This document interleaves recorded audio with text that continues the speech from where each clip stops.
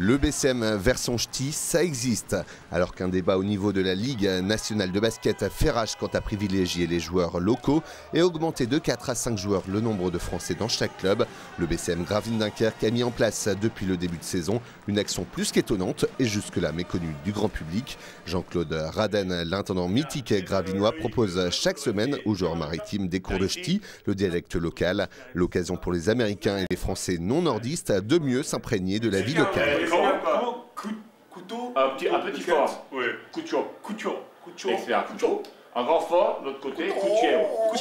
On est arrivé au mois d'août, on était un peu perdus. Ils ne parlent pas la même langue à Grand-Fort, à Gravelines et à Petit-Fort. Donc c'est vrai que moi j'ai été faire mes courses, des fois je comprends pas ce qu'ils disent dans un endroit et pas dans l'autre, ils disent pas la même chose. Pas tant étonnant que ça, on est dans une région où il y a quand même un dialecte régional et une vraie identité par rapport au langage, et c'est important aussi de proposer ça aux joueurs. On a des joueurs américains qui ont déjà un peu de mal à comprendre le français. C'était vraiment un inconnu puisque je dirais qu'on se faisait agresser en fait quand ils nous parlaient, parce qu'on a l'impression que c'est agressif quand ils crient et tout ça, mais en fait ça a été, et avec l'aide de Jean-Claude, on peut apprendre chaque jour. En Belgique, les chiffres c'est pas les mêmes, tu vois, 70, 90, donc bon voilà quoi. Donc ici c'est encore d'autres choses, donc tu essayes d'apprendre et bon ça va venir au fur et à mesure.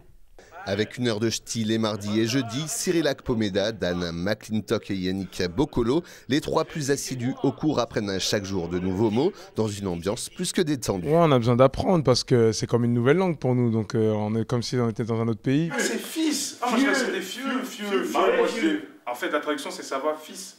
Ça va, fils. Moi je crois que ça va vieux. Quand ils sont attentifs à ce que Jean-Claude essaye de leur expliquer, ça passe très bien.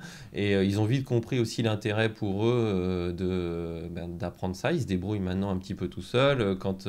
Pour leur vie, la banque, un petit peu tout. Même ils peuvent aller sur le marché. Les préjugés du départ tombent pour laisser place à une meilleure compréhension du dialecte. Loïc Akono, l'un des rares nordistes de l'effectif puisqu'il est né à Marc-en-Barœul, aime lui aussi participer aux cours.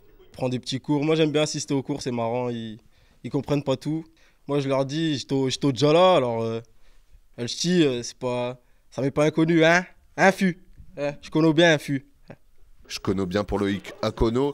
À croire que cette langue était prédestinée aux petits meneurs de jeu gravelinois, les joueurs exercent régulièrement leur nouvelle langue dans une supérette près de Sportica. Commander désormais des poires ou des fraises n'a plus de secret pour eux. Alors ça s'appelle Un poire.